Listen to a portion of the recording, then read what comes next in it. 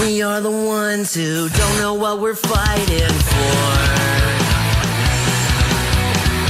Give us a gun and send us all off to war. We are the ones who grow up in violent homes. We are the ones who don't know what's right or wrong. I know.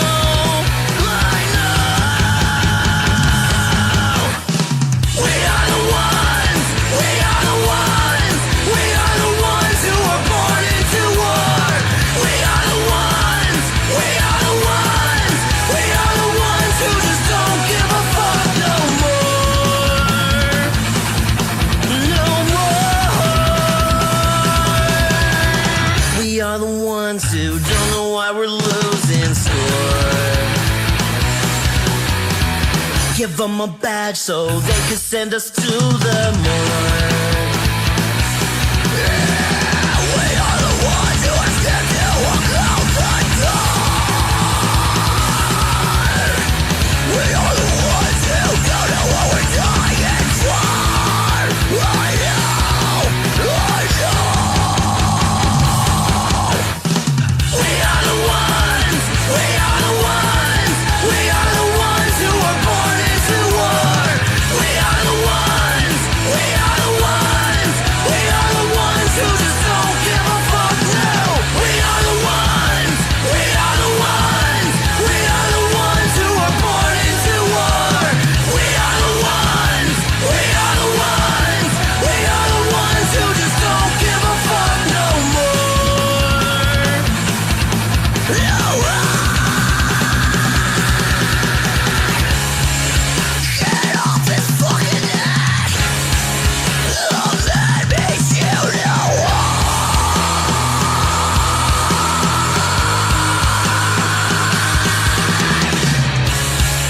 He can't fucking breathe.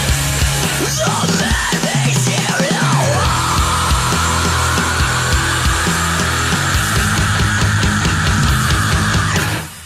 We are the ones who were born into war. We are the ones who just don't give a fuck now. We are the ones who were born into war. We are the ones who just don't give a fuck no more. No.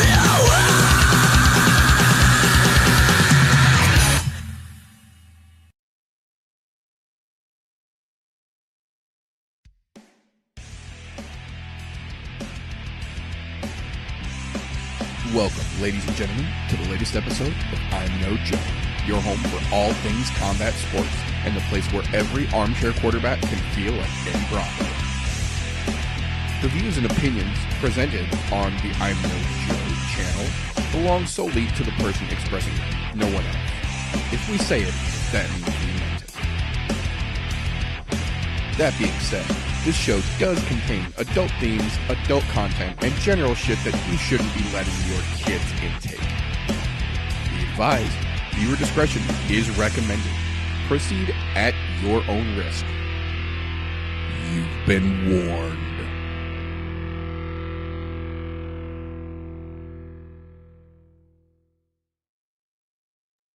What? It's Thursday. I'm No Joe. I'm awake. We did a live stream and it's welcome everybody, ladies and gentlemen, children, appropriate ages. Latest episode of the I'm No Joe podcast.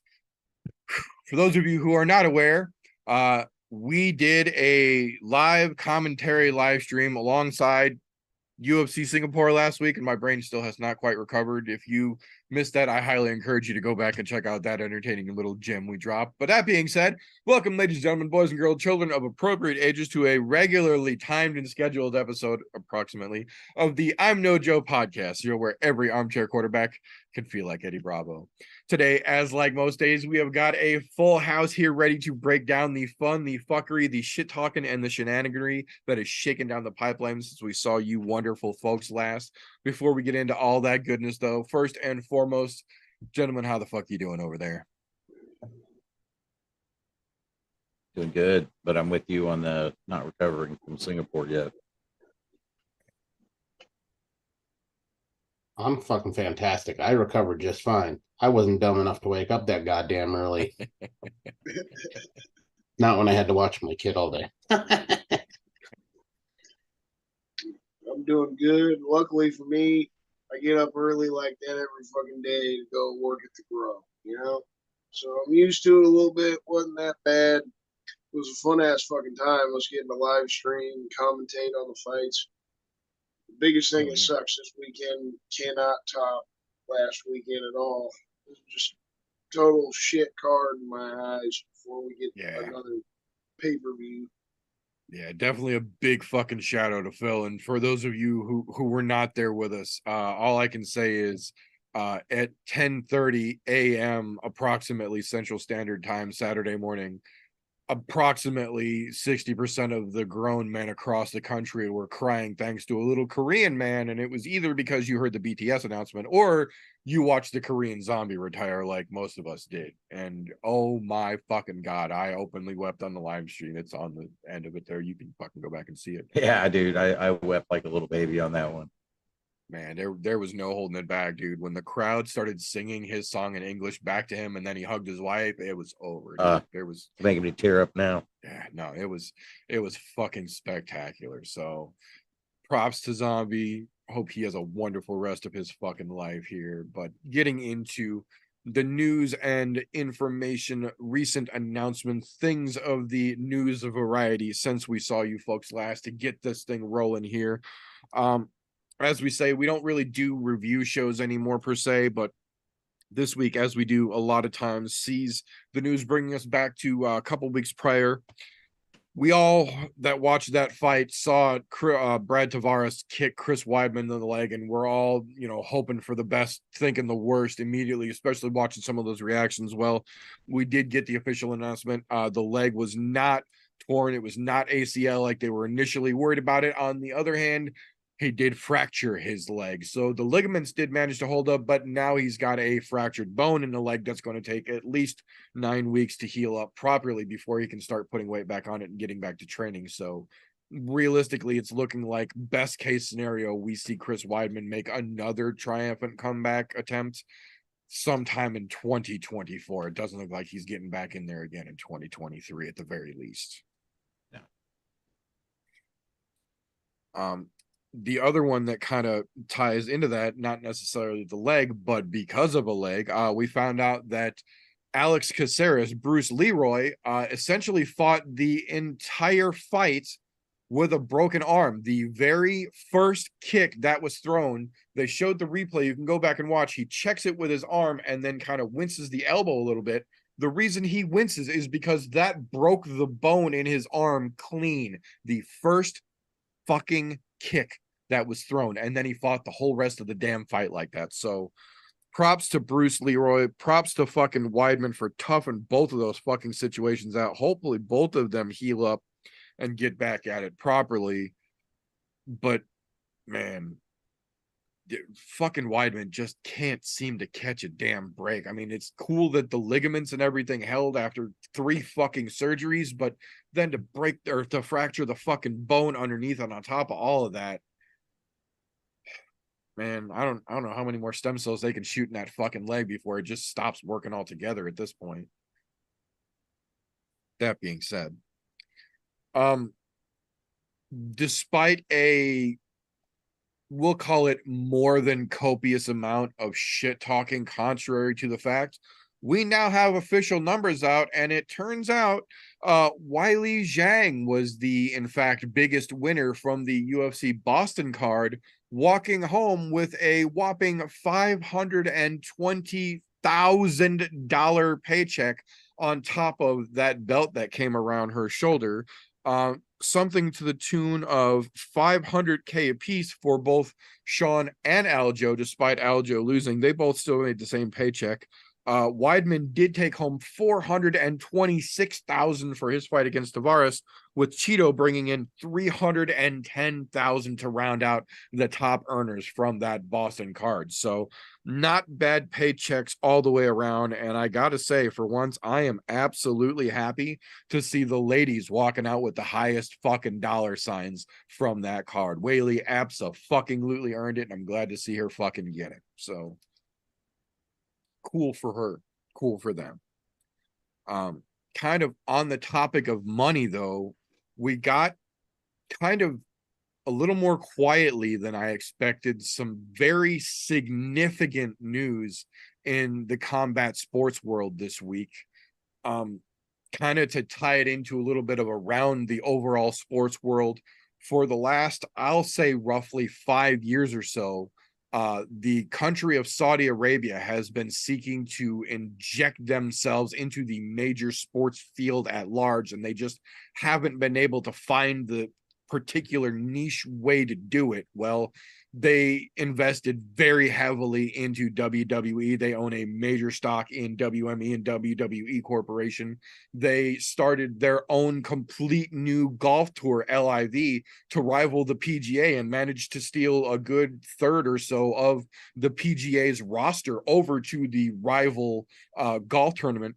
They've started investing heavily into the NBA. They've started investing heavily into various organizations associated with the NFL.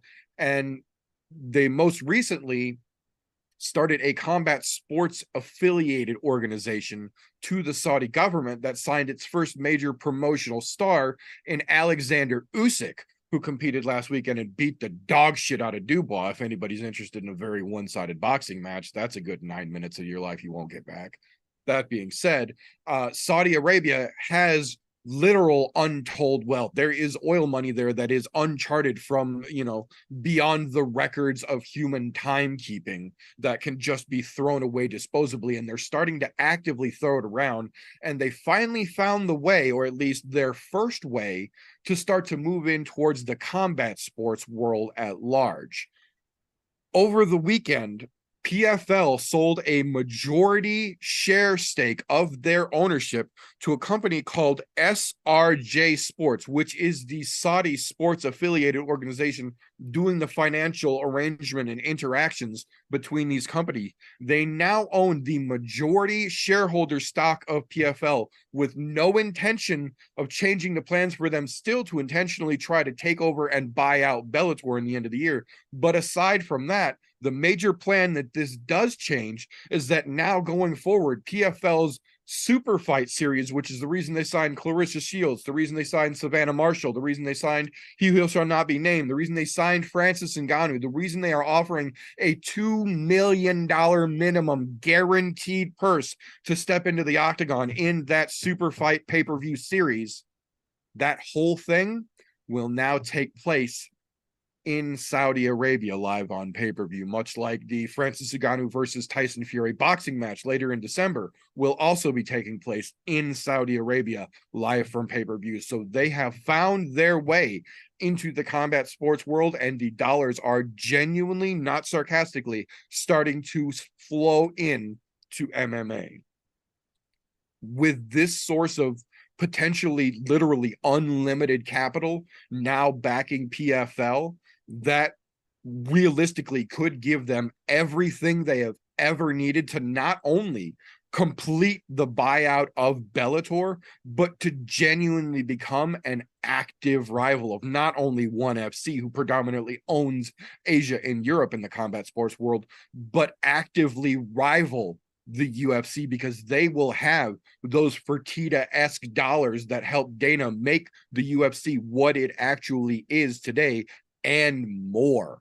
So I'm not saying it's going to make a light switch flip happen tomorrow. What I'm saying is keep your eyes at the ready, because this is going to have a 100% undeniable impact going forward. I would say maybe even more so than the class action lawsuit that we talked a little bit about last weekend. This is a literal wellspring of money getting injected into a direct competitor to the UFC that the UFC has absolutely no say in, or control, or potential sway over. So this could make things very, very interesting in the combat sports landscape going forward. And it is, in my opinion, kind of getting slept on in the news circuit, because if this is even a drop in the bucket compared to what I think it could be, it's going to be huge. I'm saying it right here and now. So we will most definitely be following up on it as it starts to unfold more, but I'm telling you folks, this could be big.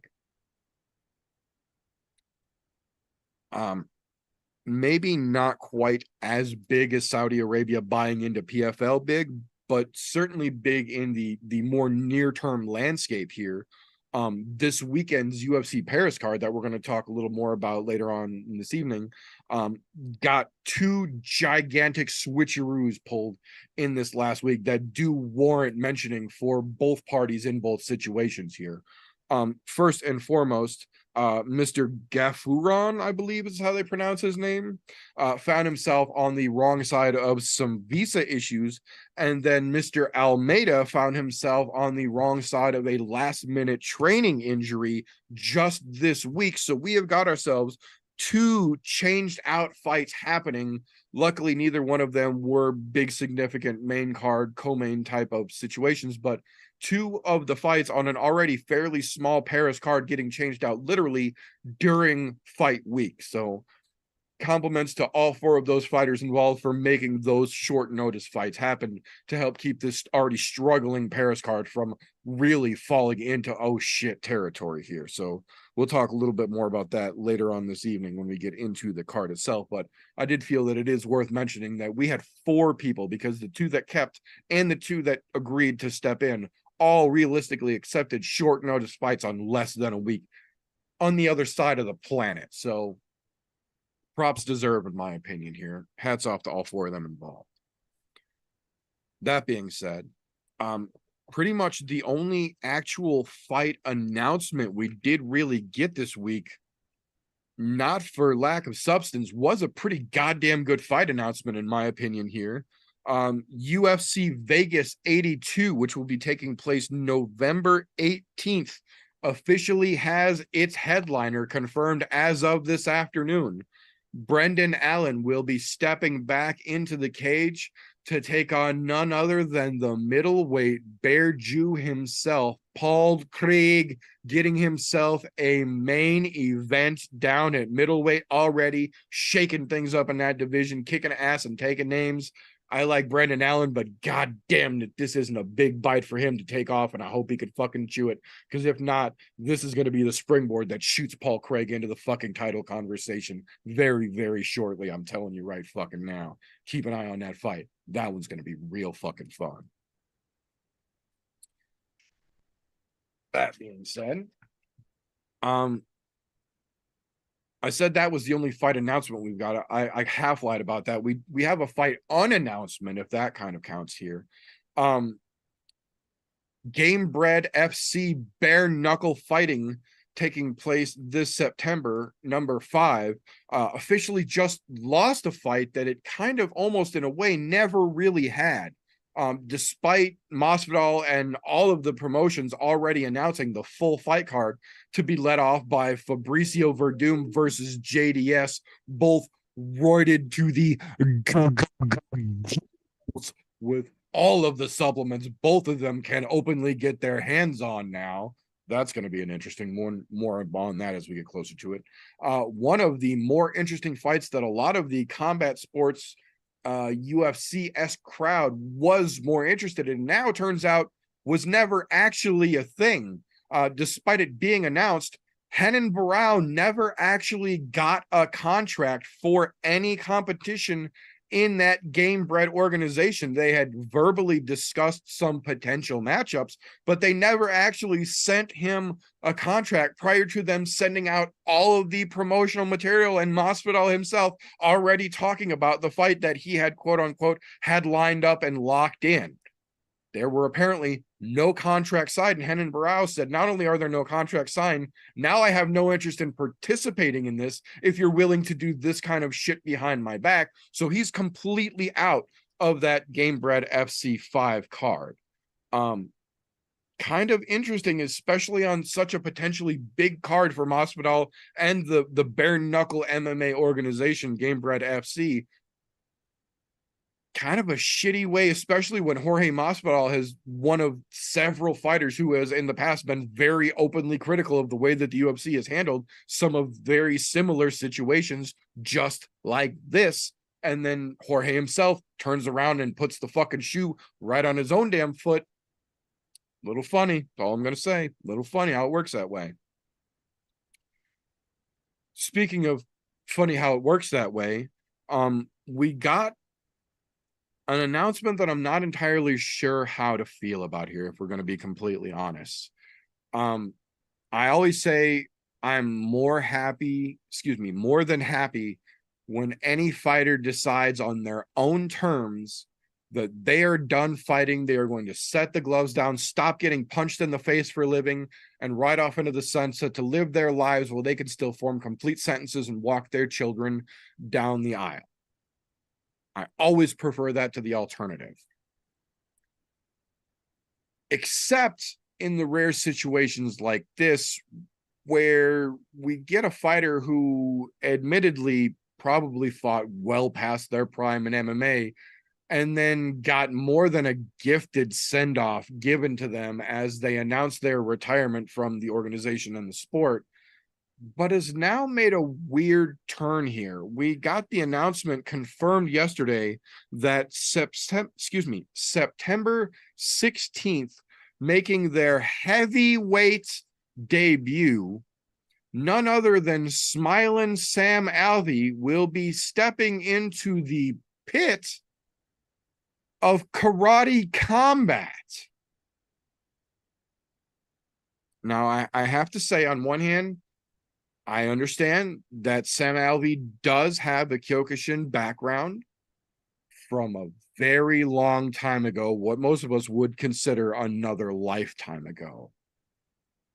That being said, full contact karate might not be the move to make when regulated and rule set mixed martial arts. You went 0-8-1 in your last 9 outings. I understand the risk of severe injury and specifically brain trauma and CTE in karate combat are leaps and bounds marginally lower than even traditional boxing or bare knuckle or MMA specifically. That being said, it is not a zero sum. It is not a safe sport compared to anything. The rules and the risks don't counterbalance themselves because you've changed sports or martial arts divisions. I got nothing specifically against Smiling Sam, but God damn it, I don't want to see him put on 40 fucking pounds and then get knocked out by a spinning 26-year-old in a combat pit for karate pants when he couldn't hang with 28-year-olds wearing fucking spandex in the octagon. Like, it doesn't change the message that we're getting. It's just a different skin on the same character we've already fucking seen, and nobody wants to play that game anymore. It's a weird spot to be in, but I realistically think at this point, Sam has a gym. He has other ways to make his own money. Stop getting hit for a living, Sam. Please. Signed, Combat Sports Fan at Large.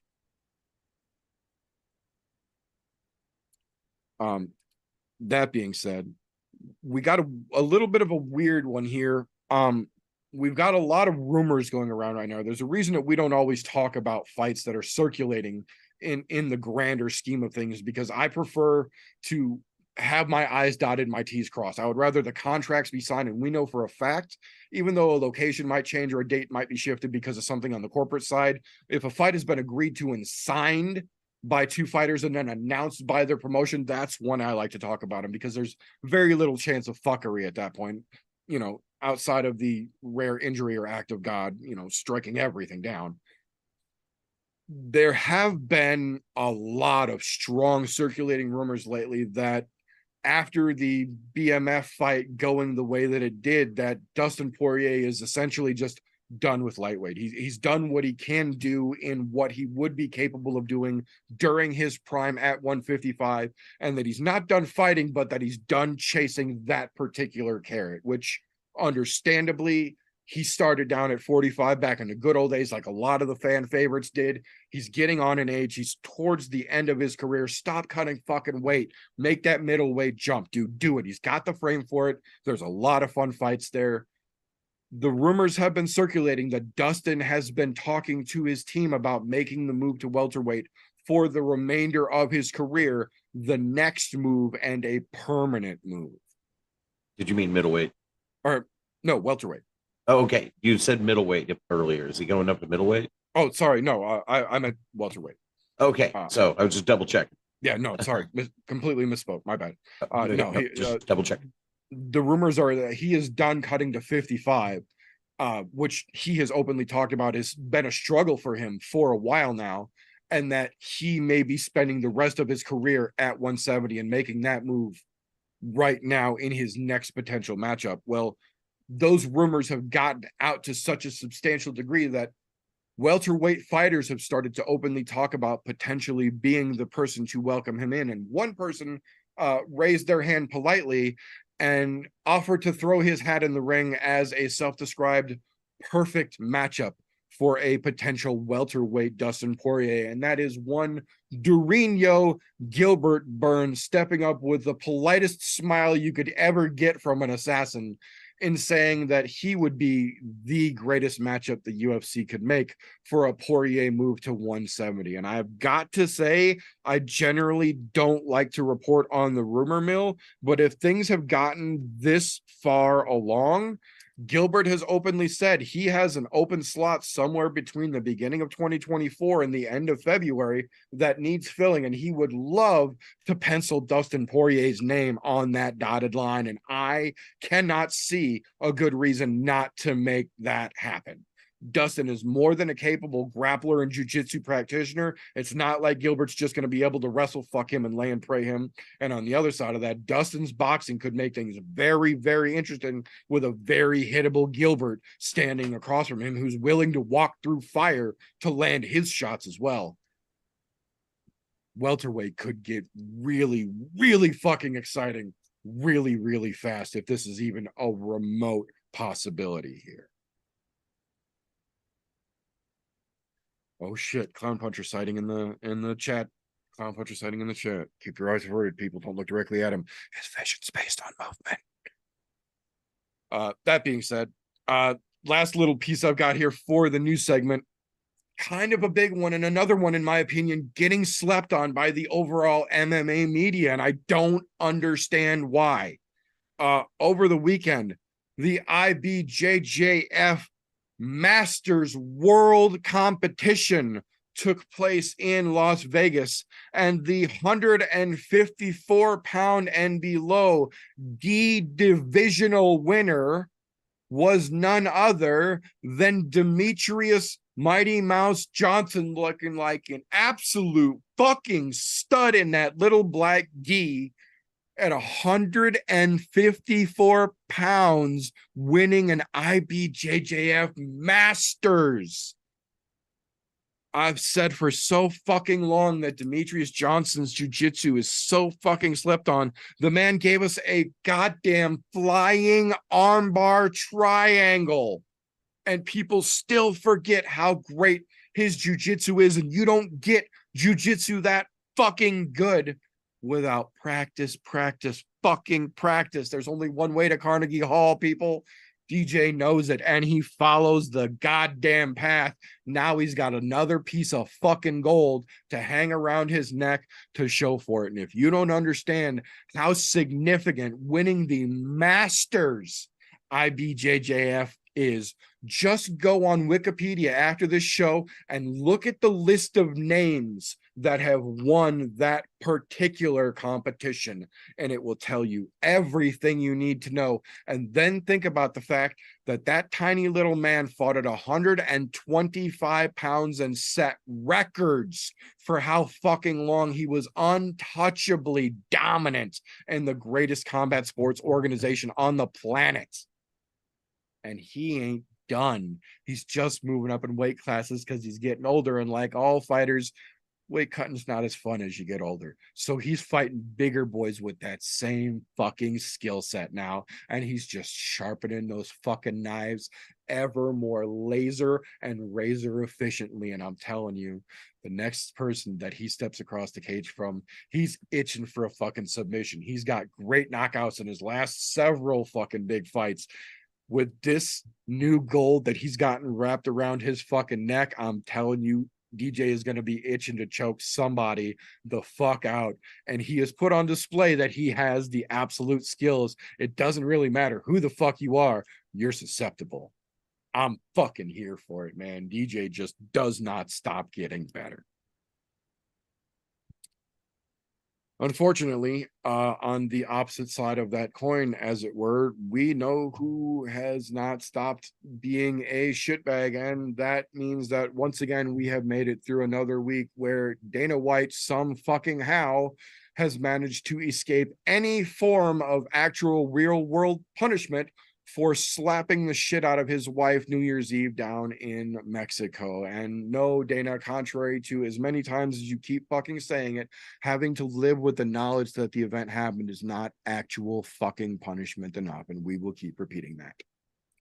That being said, any of you gentlemen have any news that fell down the pipe this week that I might have missed?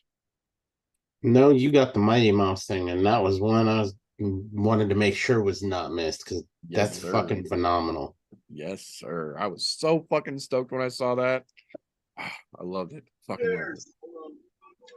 Yeah, I was hyped about that as well today. Yeah, you covered everything. The other thing I was excited about was Sam Alvey. I know you touched on it. It's like some guys, yeah, their time is their time, but it's always fun whenever a dude is past his prime and he's just still too fucking goddamn stubborn for his own good. He's like, no, fuck it. All those ass whoopings. I'll give him this. Smiling Sam has not yet reached that Noguera level Bigfoot echelon of goddamn it fucking retire, where they're starting to ship him off to Russia and the Middle East to literally be a punching bag for guys. But the karate combat move is not many steps off from that either. So that being said, normally in a podcast or a show like this would be the point where you would get a mid-roll ad by some fucking company that doesn't have anything to actually do with the show for a product that no one on the show actually fucking uses. And that's not how we fucking roll here.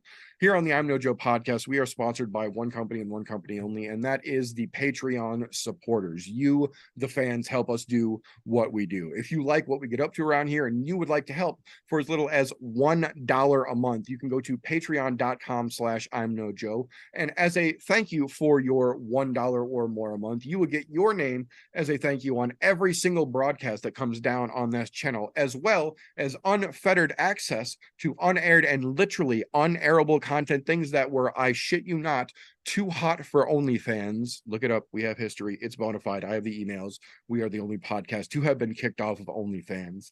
All that content they couldn't fucking handle. We migrated right on over and put it over on Patreon, where they're okay with big kids doing big kid things. So for that $1, you also get access to all of that fun, and it helps us do what we do, and we appreciate you. That being said, when you've been watching the fight game for a while, like some of us has, sometimes you think you've got a fight nailed down right up until the time that fight is just right around the corner. And then you get that little feeling down in the ball of your stomach and you're like, oh shit, did I read this one wrong? And sometimes you have to second guess yourself. We have got just such a situation like that in a little segment that we like to call Rethinking with Remy. Thanks for the intro, man. Yeah, no, I don't have any that I've rethought as far as who's going to win or lose. I think I've got some good picks here, and yes, I do throw my picks in before weigh-ins, even though and after weigh-ins, I'm going to go back and I'm going to rethink it again. However, as of right now, so the co-main event is the one that I actually just kept like going back and forth on, like, how is this going to end? Now, I have you pronounce it Hero, is that correct?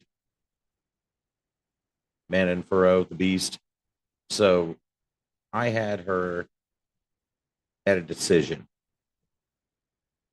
And then I went back and re-looked at some of her stuff. And then I was like, I don't know about this. I don't think this is going to be a decision.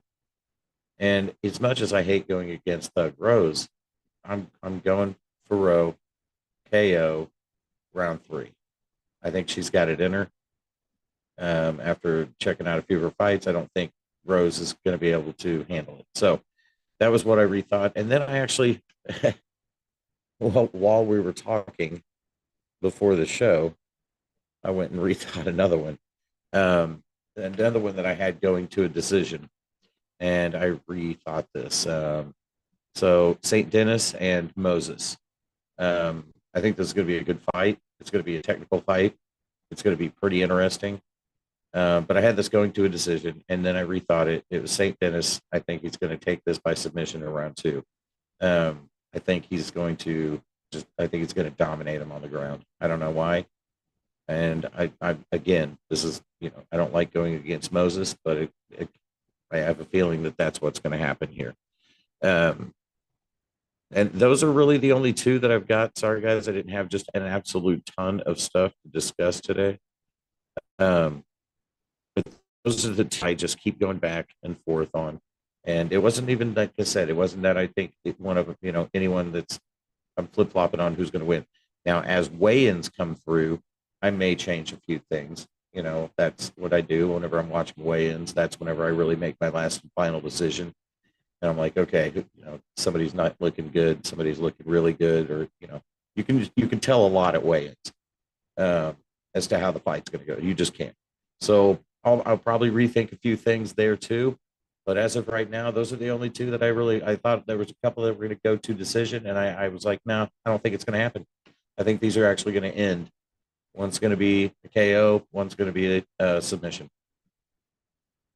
And I think that's, and like I said, that I'm rethinking this stuff, but I'm those are the only 2 that I really stopped and was like, wait a second.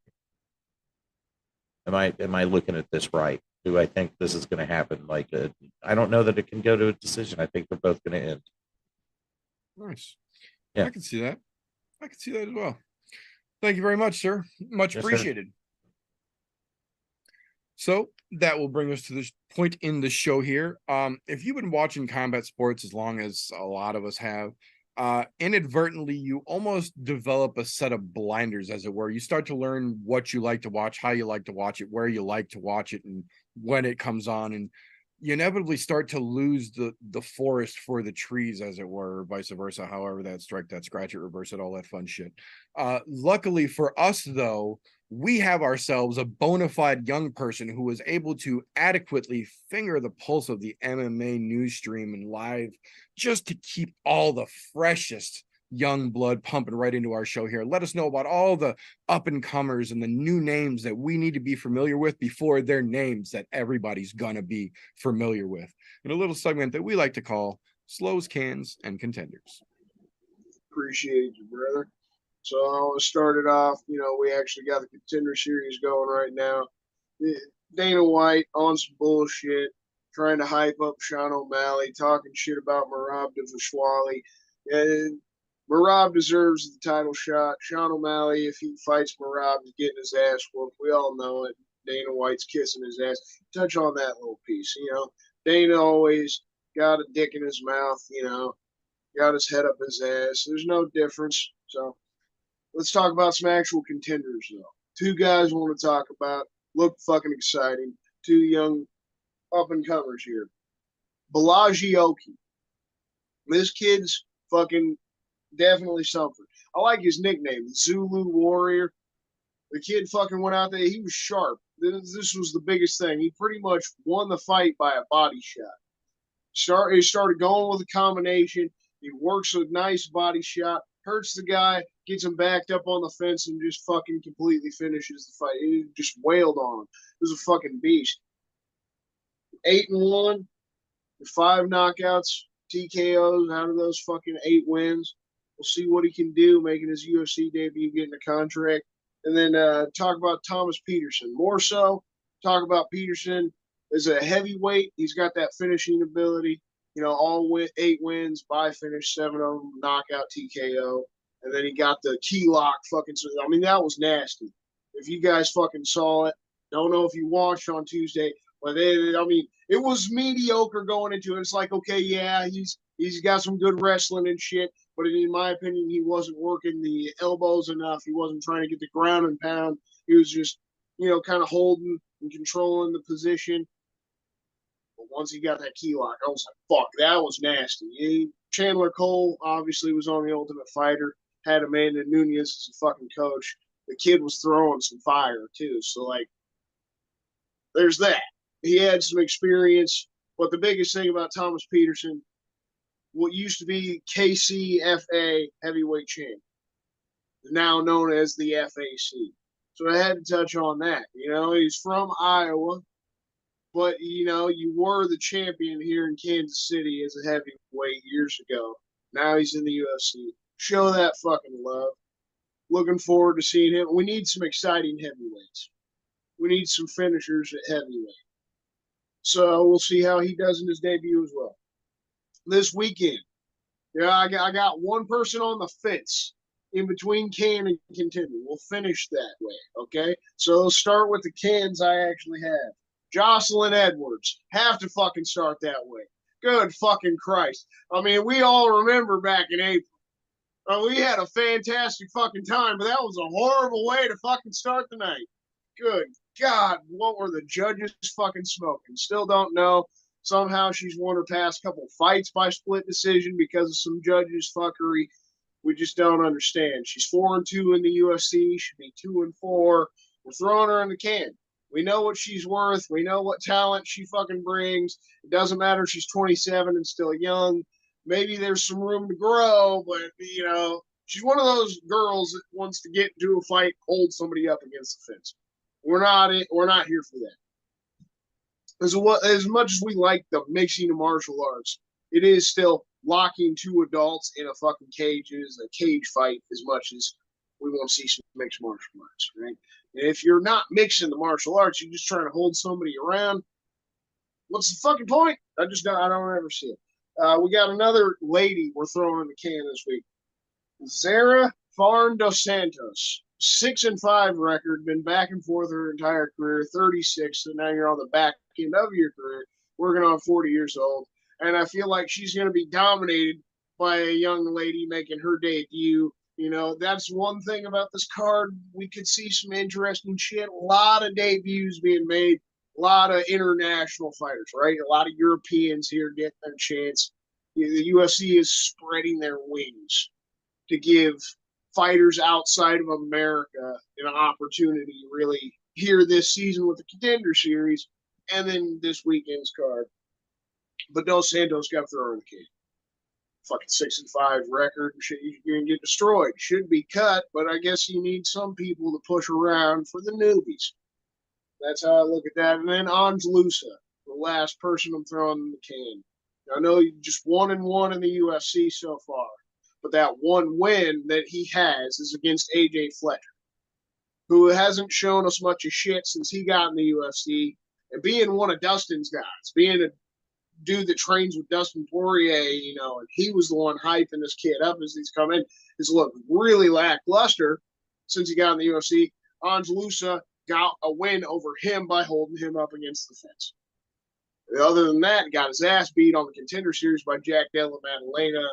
Lost his fucking debut to Munir Lazzez. So this guy probably deserves to be in the can as well, especially if he loses this weekend to a kid, Rhys McGee, who has a lot of finishing ability, but already had a shot in the UFC now getting a second chance.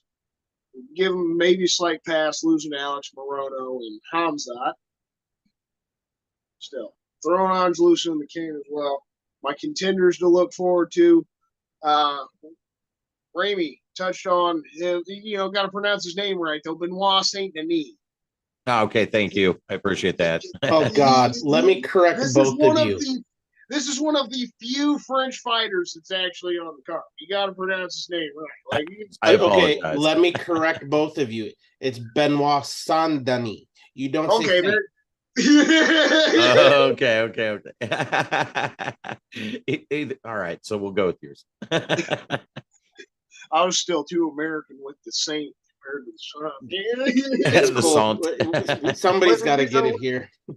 And who You knows? talk Maybe about the we'll go reason wrong. why the kid's exciting. 11-1 record, hell of a finisher. Most of them come by submission. You know, damn sure exciting. It was Ishmael Bonfim. That's the fucking other contender he ruined for us. I missed that fucking show, but TJ hyped him up for me any damn ways. We were all on that train, and we thought both of the Bonfim brothers looked pretty good. We were excited about Ishmael. He got fucking dominated by Benoit Saint-Denis.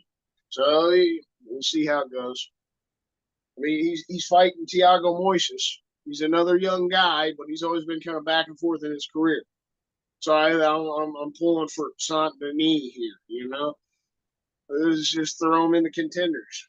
Then I got Manon Fiaro. You pronounce it Farrell Fiaro. You know, I'm like Chael Sonnen. I'm horrible with names, and I could care fucking less. You know, everybody knows who I'm talking about when I attempt the shit. This young lady, 10-1, hasn't lost since her debut in the pros. She literally lost her first professional fight, has won 10 in a row since. Since she got in the UFC, hasn't lost a single fight. Won against Caitlin Chikagian last October and looked fantastic in that fight. Injured herself in that fight. Can't remember if she was injured going into it or injured herself during the fight, but she needed the fucking surgery, and that's why she's had this long layoff before getting back. You beat Rose Namajunas, two-time ex-champ. It's a pretty big status, probably next in line for the title. So, huge fucking shit. She would be a contender even if you weren't about to get a title shot. Fareed Basharat, young kid. The Basharat brothers, you know, you got all these brother packs. I feel like both of these kids have potential, you know. Fareed, we'll see how he does. He's undefeated still. He's another grappler. He's got a little bit of a tough matchup here against Kledson Rodriguez, another young kid who I think has a lot of finishing potential and just could be a contender in his own right. He wins this, you know, he could put this fight in there. You know, Kledson Rodriguez versus fucking Fareed Basharat as a whole. Put the fight. I think it's going to be an exciting one. And then same with William Gomi. He's the last dude I got for my contenders this week.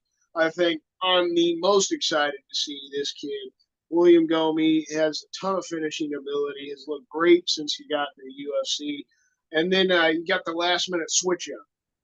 So instead of facing Lucas Almeida, who, you know, another young, exciting guy, it would have been a fun little fight, a fun matchup. The matchmaking worked itself out in a hilarious fucking sense. Now William Gomi's facing this kid Giannis Gamori. Yeah, try to pronounce the name as best I fucking can, but he's 28 years old compared to Gomi, who's 26. Right, they're close in age. Gomi's 12-2 record. This Gamori 12-1 record. Everything's almost identical. Gamori's on a 9-fight winning streak. Gomi's 10-fight winning streak. Both of them have a ton of fucking finishing ability. This fight was literally like gifted to us by the fight gods. Oh, you get one fight pulled out. Well, here you go. Perfect, somehow last-minute matchmaking.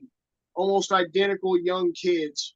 One of them making his debut. One of them fought in the UFC a couple times to look good. I think Gomi comes out on top of this one. Definitely throw him in the contender series, but it's another situation where we can throw this fight in there just because of how this matchmaking fucking worked out. Love to hear from you guys what you got this week.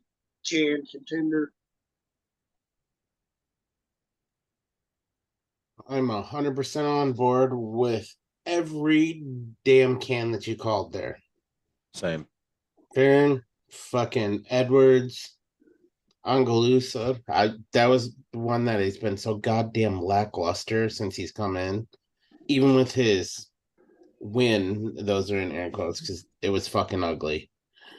There's nothing exciting about the guy. You figure somebody who looks that fucking yoked is gonna come and kill people? No. Pitter patter's down. Not worth it. And on that other side, dude, you're knocking shit out of the park there. Benoit Saint-Denis, he does have a lot of fucking potential.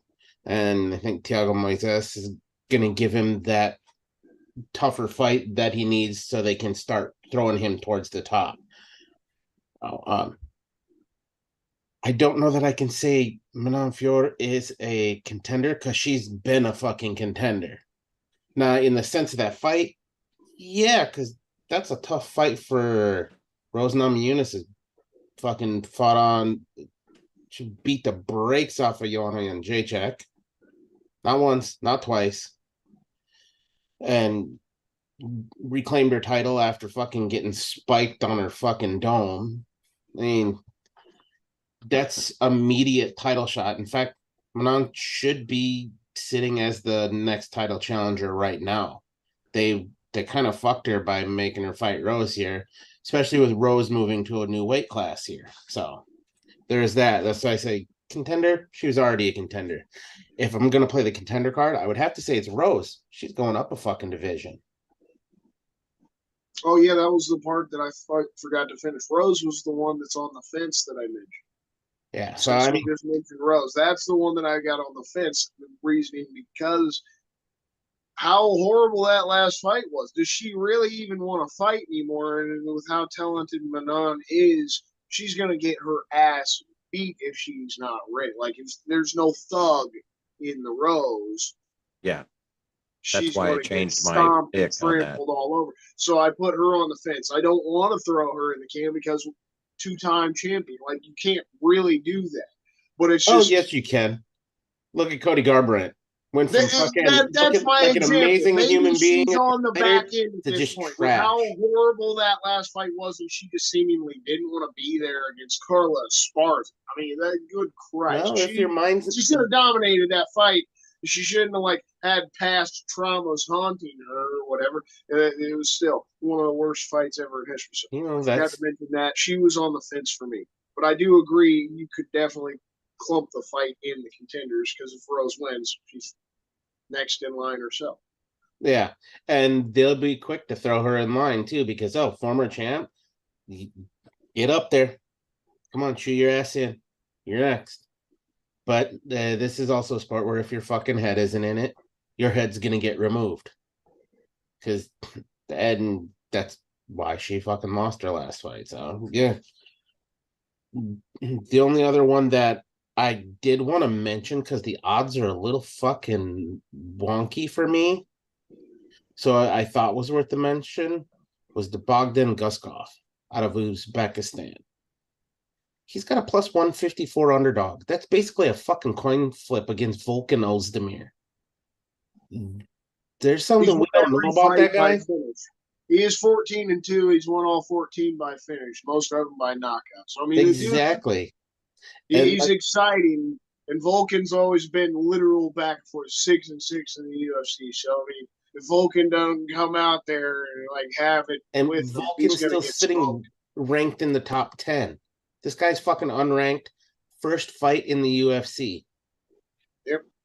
Just saying, there could be something strange, a little bit of fireworks there. I'm not going to call him a contender, but with the record, I kind of want to.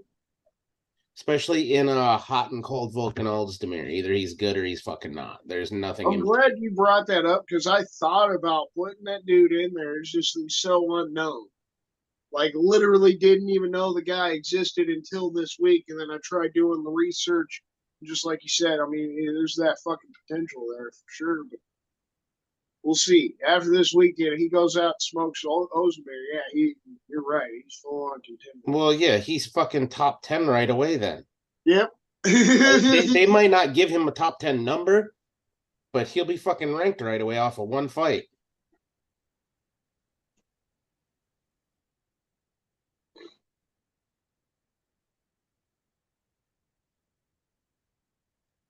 Oops, hang on, clicked the wrong goddamn thing. There we go. So I've got a little across the board here. So I'm grouping them this evening. We've got a entire fight that I feel should be in the can segment. And if you've watched this show for a while, you probably already know what it is. Farid Basharat versus Clayton Rodriguez. Clayton Rodriguez is not showing us anything, in my opinion, to be excited about. And I absolutely refuse to buy a penny of the fucking hype on the Basharat brothers, because I haven't seen a goddamn thing from either one of them to make me stop fucking yawning. So I have zero idea why that fight is getting the least fucking bit of hype. The fact that they put it before the Jocelyn Edwards fight tells me everything I need to fucking know about it, because I was there in April and I saw what a fucking snoozer that Jocelyn Edwards can do to a fucking card. They knew better than to put her for the curtain opener and still put her behind the fucking Basharat versus Rodriguez fight. So that's my whole can fight. Throw that in the fucking trash. I have zero interest in any of that bullshit. On the other side of that, though, kind of like you guys both mentioned a minute ago here, I am giving this episode's honorary Schrodinger's Contender Award to Bogdan Guskov, because just like both of you said, when I found out who the fuck he was when he got officially matched with Ozdemir, and then went and looked back into him a little bit and went, wait a fucking minute. And then, like TJ mentioned, Vegas has him as a literal coin flip fucking odds, and making his debut in the UFC on the main fucking card against the number 9 guy, a potential top 10 spot in his debut on the main card of the second ever UFC Paris card. Are you fucking kidding me? That could either be the greatest moment of his life, or a thing that in 3 years we're going, who did Vulcan fight that one time when they were back in Paris? He just fucking squished him, and then they ran right to the fucking Saint Denis fight. I don't remember. He's gone already. It doesn't matter. So I think it's going to be the sleeper match of the night. That's why I'm giving him the Schrodinger's Contender Award, because he could either be a fucking hero or a name that no one can remember in 6 months, and we'll find out Saturday afternoon. Yeah. Now, on the contender side of things, we're going a little bit different here. You guys touched on this one a little bit earlier, but I'm grouping the whole goddamn fight in here in my contender section here. William Gomi versus Yanis Gamori. The fact that both of these gentlemen, like I talked about in the news segment, both of these gentlemen on 5 days notice accepted a short notice fight, complete brand new fucking opponents, complete waste of their entire fucking training camp for all, intents and purposes. And then stepping in again on the fucking main card of the second ever UFC Paris card as both Frenchmen themselves. This is fucking huge. So I'm very, very curious to see what could come out here. Like Christian mentioned earlier, doing a little bit of look back into Gamori, he's got a lot of fucking potential. We've seen what William Gomi can come out and just do fucking craziness at featherweight with. And the fucked up thing is Gamori's a little bigger than Gomi is. So this has got all sorts of weird fucking angles and contentions that could change how this whole fucking fight goes. But either way, it's France versus France in France on the UFC main card of their second ever Paris fight for the UFC. So the audience is going to be going ape shit. This is the one that's going to light that fucking crowd on fire before Manon comes out. It could be. Absolutely, man. And that, like you said, that is the fucking biggest thing about it. Like the short notice aspect, the fucking both of them being Frenchmen. It's a literal great story going into it. And like I said earlier, both these guys identical in everything. Almost shit tons of respect. They both have a huge winning streak, with Gamori 9 winning streak, Gomi 10 winning streak. It's like the same guy almost in every aspect, finishing wise. And if you look deep into it, they have the same amount of potential. It's just the one has shown us what he can do in the UFC so far. The one of them's making their debut. And like Meter touched on, both of their training camps sent shit out the window. It's not a fight. You just got to go out there and just all instinct, baby. And that's how you can potentially get the best fights. So I'm excited myself for that one, for sure. I agree.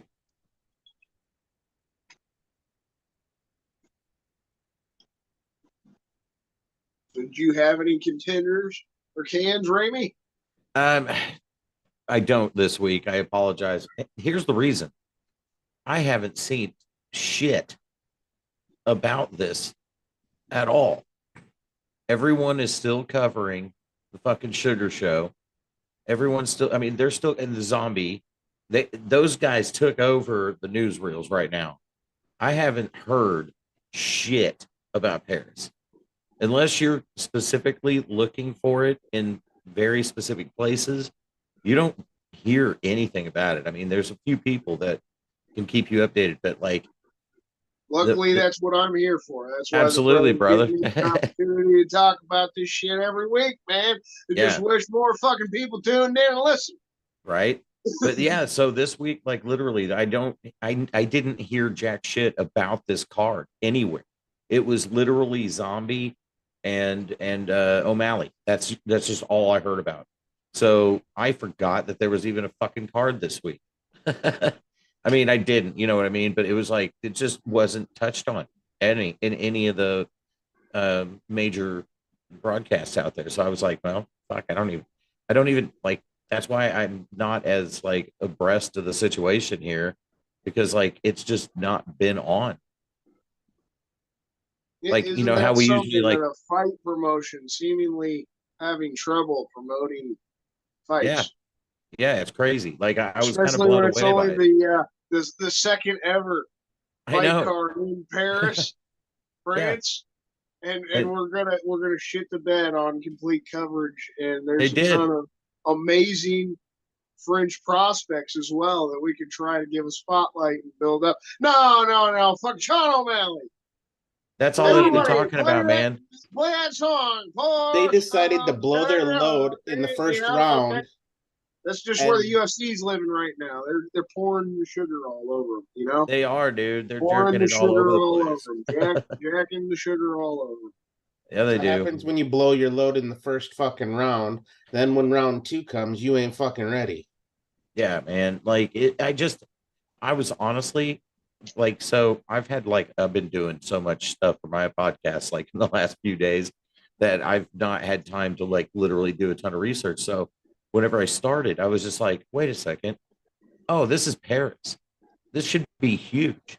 Why isn't this everywhere? And you know how like we'll normally talk about like an overhyped fight and an underhyped fight. Fucking as of right now, they're all underhyped. This is a potential really good card, and I don't feel like it's getting the love that it deserves. I feel like it's getting left in the cold. It had potential to be a really good card had they done a better job matchmaking. Well, yeah, I'll give you that. It's not even that. It's just literally just like they didn't promote this at all. This thing got slept. It's going to be probably like the worst pay-per-view card that they've had in a long time. That's what I'm betting on. Watch fuckface get up there after the show and not talk about the numbers.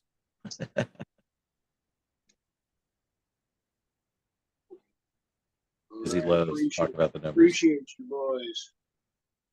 It's gonna fucking be a good weekend. Hopefully, a lot of contenders come out. I hope. Let's turn it over to TJ. Let's hear some fucking odds. Yeah. Give me some underdogs. I want some bets. I'm gonna see if I can cross the border over to Kansas. Absolutely. So, with that, gentlemen, that'll bring us to the only segment of the show that actually requires its own individual disclaimer.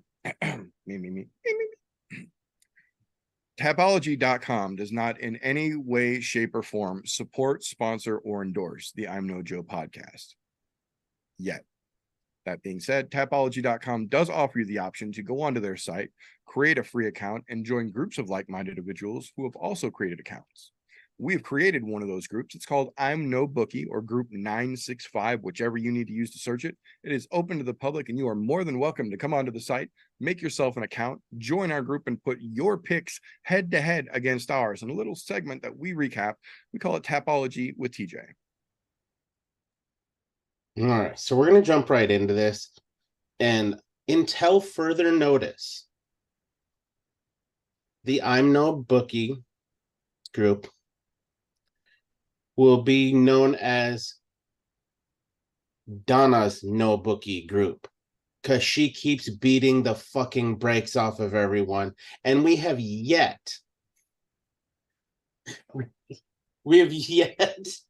to fucking hire a dishwasher repair guy, which unfortunately is screwing us right now.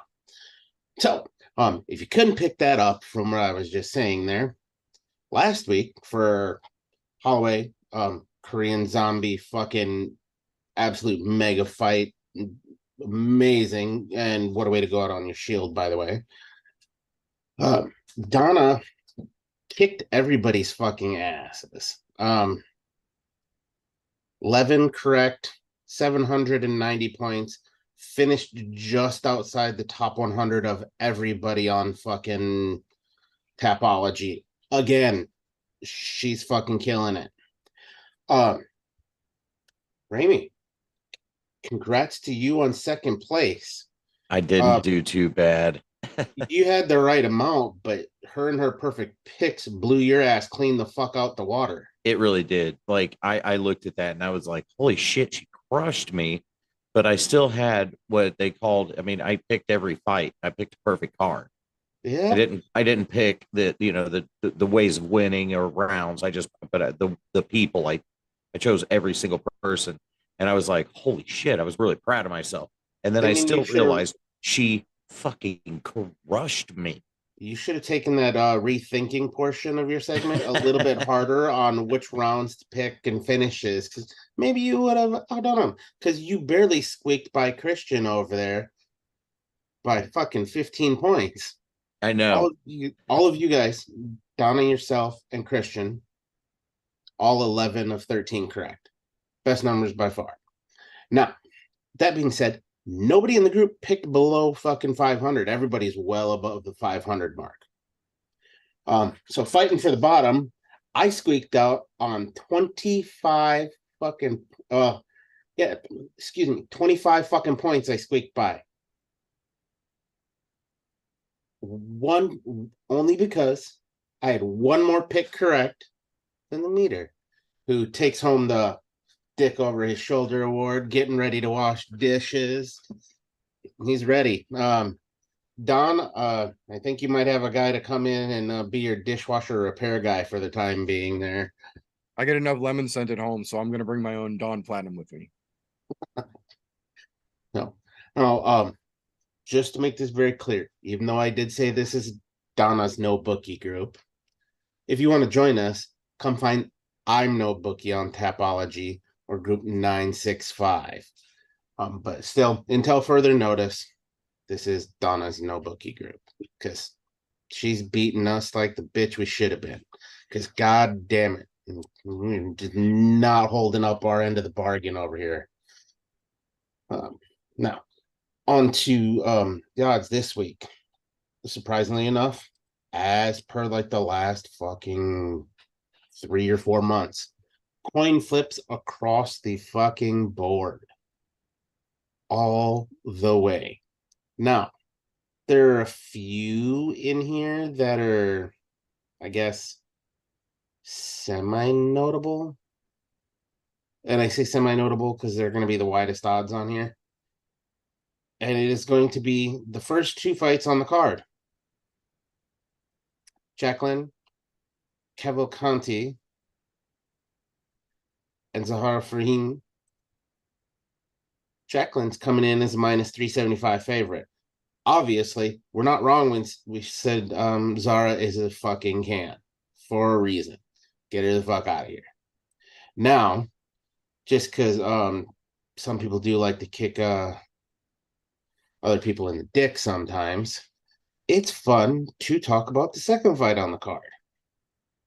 And when I say kick other people in the dick, I'm speaking specifically about the guy who already tripped over his dick. And Farhid Bashrat and Cledson Rodriguez, they have Bashrat as a minus 350 favorite over a plus 275 Cledson. So he's gonna continue to trip over his dick because he's gonna pick Rodriguez this week,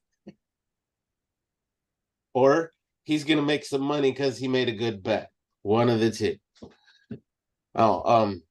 The only other one on here that is close in nature to those ones is going to be the Morgan Sharir and Manolo Zanecki. They have Morgan sitting as a minus 350 and Manolo as a plus 275 underdog. Again, all of these that I'm looking at right now are through BetMGM. They're pretty similar across the board, no matter which bookie place you're going to. But everything else, coin flips, to include what I think is fucking crazy, Cyril Gane and Sergey Spivak, the main event. They have fucking Cyril Gane as only a minus 175 favorite over Sergey Spivak at a plus 145 underdog. Those are not wide odds. There's something about that fucking polar bear that people aren't paying attention to, obviously. I mean, he's been showing it lately. He had kind of a rocky road there, but now it's been a straight fucking uptick lately. So there's that. And even on the co-main event, Manon Fior and fucking Rose Namajunas, got Namajunas as a plus 145 underdog, making the weight coming up. And Fior getting minus 175 as the favorite. Another relative coin flip. They're not wide odds. Everything else, coin flips across the board.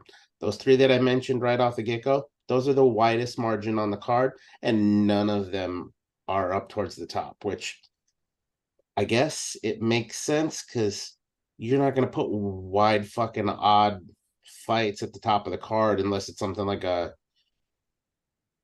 really obvious fucking mismatch like last week.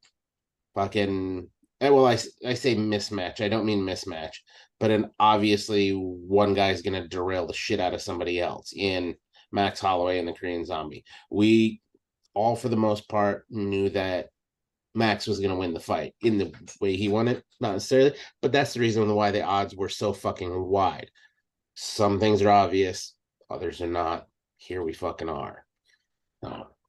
Either, again, like I said, either UFC does a great job matchmaking, waving my bullshit flag, by the way, or the odds makers are fucking scared. I think they're scared because of all of the bullshit fuckery we've had in the past, which is why now no one in the UFC, their families, or anyone related to the UFC can bet on fights. Here we fucking are. One rotten apple ruined it for the whole bunch, to include all of us who did like to make bets and win money. It's hard to win money now, or hard to win good money on bets that could be fucking wrong. Yeah, here we are. But again, come join us, Group 965. I'm no bookie over on Tapology, so that way we can talk shit about you when you lose. You can flip that dick over your shoulder, towel, whatever you got there. Get ready to wash dishes. Do really good.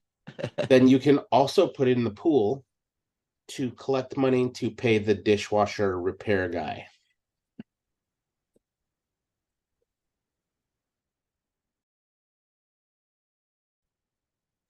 Good shit. Thank you very much, sir. So, before we get into this weekend's upcoming second ever UFC Paris card, I do want to do a quick little rundown on the overall fight menu for the weekend here. Since we are over in Paris for the fight card itself, the weigh-ins for UFC Paris take place just 3 hours from now at 3 a.m. Eastern time Friday morning. So I will definitely be tuning into that. But then a little further around after that, for all of you sun-worshipping skin lizards, 7:30 a.m. Central time tomorrow morning kicks off One Fight Championships, one Friday night fights, because they're on the other side of the world.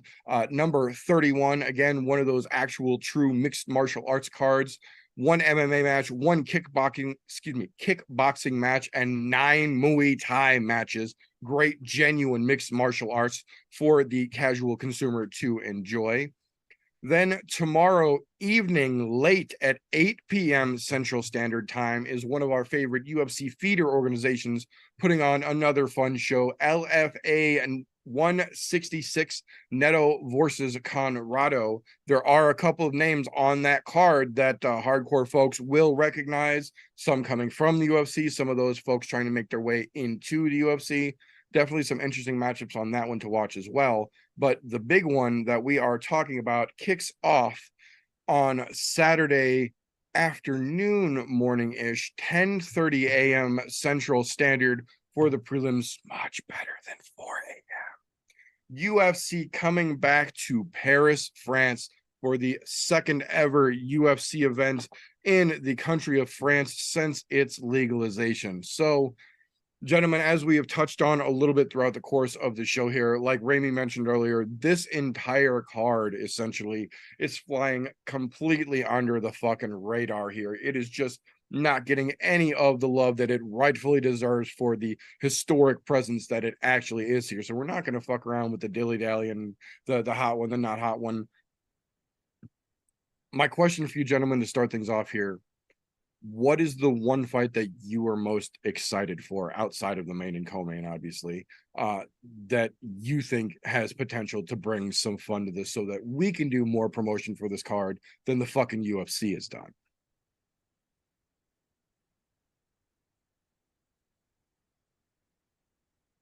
All right, I'll take it.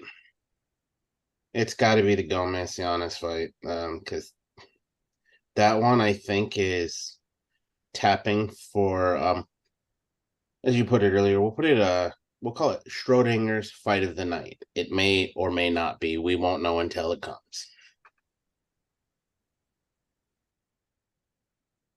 Yeah, I agree with that for damn sure. I like that. I like it too. I definitely think it's going to be a potential fucking fight of the night, but I'm going to lean more towards one that we've known about for a while. That the only thing, they're all under hyped, right? Like we're talking about. But one of those fights has only had a few days notice. That's definitely going to be completely underhyped compared to anything else. But Benoit Saint Denis versus Thiago Moises. This is the other one that's potentially absolutely fight of the night. Both of these guys, tons of finishing potential. Both of them fucking submission specialists. And whenever we get two fucking guys that are really talented on the ground, and they kind of null each other out, we tend to get crazy ass striking battles. This could be a potential bloody ass fucking war from hell that we would have never thought we'd see, because both of these guys normally like to try to get it to the ground and get that submission. I'm here for it. I think it's going to be so much more exciting than anybody would normally think, because a lot of casual fans, they don't care about the grappling aspect. They don't care about the jiu-jitsu aspect. We don't want to see people holding on to people. When you're trying to work for a pass, when you're actually working that jiu-jitsu, when you're trying to seek the finish, we're here for it. This fight's going to be exciting as hell, even if it winds up going to the ground and just staying. I could not agree with you more, Christian. I think this has the potential to be fight of the night overall. I think that you're right. I think both of them understand each other's grappling ability. They're not going to want to take it to the ground. I don't think. I mean, obviously they will, whenever they feel like it's necessary, but I don't think either one of them are going to want to. So I think you're right. This has potential to be like a stand-up war and a chess match on the ground. So to me, this is going to be fight of the night, I think. So no matter how this one ends, it's going to be good. I agree. I agree completely. Excuse me. I've got to say, the one I am probably the most interested in is not actually because of either of the fighters involved in the fight, but because of where it has been placed. Because we have been very openly critical about a lot of the fight placement on cards recently, because there's been a lot of questionable placement of fights, to say the very least. But for the most part, they all have seemed to work out, at least for the most part. There have been a couple of shit the bed moments, but generally they've all been pretty damn good. The one I'm the most interested in right now is actually the curtain jerker for the main card, the premier prelim, if you will, Taylor Lapilus versus Quilin Loughran. I have not been able to find shit on either one of these gentlemen other than their records and newly built UFC profile pages. But the fact that the matchmakers have this much faith in putting this fight in the premier prelim spot with a Frenchman in the fight, I'm interested to see how it's going to go. Because again, none of these fights are getting any hype, but this one, hide nor fucking hair can be found of it. But the fact that they put it here, I'll give it a glance. I'll give it a glance. So that being said, we, ironically enough, more than they've done in most cards for the last couple months at least, we've got a native in both the co and the main event here in France coming up Saturday. So start things off first here, like we like to do. This main event is fucking huge. Manon Fiorot, who arguably would either be fighting Erin Blanchfield for the next title shot or just be weighing in as the backup in 2 weeks for Grasso versus Valentina to be confirmed as the number one contender, were it not for the two-time first ever women's UFC regained champion holder from strawweight, now moving up to flyweight, Rose Namajunas. Rami touched on this a little bit earlier, so I'm curious on you gentlemen in particular here. Who do you think walks out of Paris from this co-main event with their hand raised and securing themselves as the next title contender? I'll start with this one. I think it's going to be Manon. And I mean, even if the thug comes out, I still think she's going to edge it out. It's really tough for any fighter, whether it's a female or a male, moving up a weight class, moving down a weight class. You normally don't see most fighters have success when you're shifting around weight classes. Sometimes it does pan out well. I think Rose has done it potentially right. She's taken a good bit of time off since her last fight. Last May was the last time she fought. So it's been over a year since she's she fought. looks jacked, by the way.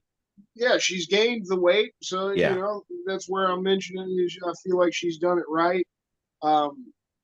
She definitely got the ability to win. It's just, does she really have that hunger and drive? What are her goals at this point now that you have been a champion twice and then you lost it again? Where is her mind at? There's a lot of questions here. And for me, with Rose, I would love to see, you know, I haven't like completely been like, oh, that fight was so horrible. I hate Rose Namajunas. Never want to see her fight again. I just was really taken aback, obviously, like I'm sure most of us fans were.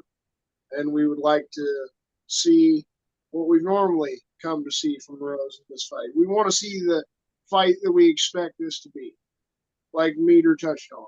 An unbelievable main event. Like this could be similar to Joanna and Weili. This could be one of those potential best women's fights that we've ever seen because of how talented both of these ladies are. And if they're both hungry as shit, know they have a potential to go for another title, you know, Rose immensely adding to your legacy. You've already won a title twice, then you move up weight class. If she won the flyweight title, holy shit. You're already a potential Hall of Famer. That guarantees it. Like, you're potentially one of the best female fighters of all time. Like we've put up Amanda Nunes and Valentina herself, you know, Joanna. There's a lot on the line. So obviously, fantastic fucking fight. I'm excited to sell for it. The fan in me wants to see Rose win, but my analytical brain, you know, trying to take things a smart approach nowadays, keep the heart out of it, just do my research. I think Manon is just the more talented. Rose is actually still younger, which is hilarious, but I think Manon has worked her way up. She's been fighting in that weight class. She's looked fantastic. TJ touched on it earlier as well. To just finish it off for me. She had already earned her spot. Like the UFC is kind of fucking her here by giving her Rose because it's really just helping Rose out more than anything. Manon could have just sat back, probably be next in line for the title. She had already kind of earned that. She loses to Rose, then you're screwed. So now this is a must-win situation for her where she didn't need that. I think she comes out on top. I still believe she's hella talented, and it'll definitely be tough for Rose.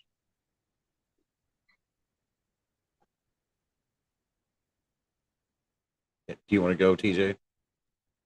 Have at it. You're already unmuted. What's that? I said, have at it. You're already unmuted. Oh, I've been unmuted. I have a soundboard because of the podcast, so I just lowered the volume down.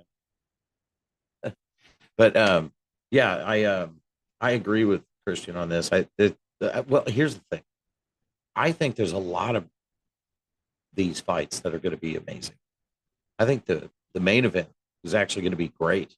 It has the potential to be a great fight. I don't know that it is going to go the distance. It might, but either way, I feel like this is going to be a good fight. It's going to be a fun one. The co-main event, I think it's going to be a fun one. I think it has the opportunity. I think Christian's right that it is one of those where it literally is kind of they did hand this fight to Rose as like, hey, here's your opening to this new weight class. And I don't think she's going to be able to come out there and take her. I just don't. I think it's just going to be one of those. It's going to be a tough one. It's going to be a really hard one for Rose. But there's so many. I mean, we've already talked about so many of the other ones on there that are going to be just like have the potential to be great fights. That's why I brought it up earlier, and I'm going to bring it up again now. This is a very underrated, an extremely underrated card. Like, there's so many potentially great matches, except for like maybe one that's has potential to be the most boring shit we've ever seen. But at the same time, there's a lot of chess matches. There's a lot of punch out games going on here. Like, I mean, there's some tickets that can get punched this round. There's some, some good submissions we can see. I have a feeling this is going to be a really fun card. There's going to be some people kicking ass. And I think they might even go above and beyond since it hasn't been overhyped, since it hasn't got the hype that it needs. I think these people are going to come out and whoop some fucking ass. And it could be a really fun card.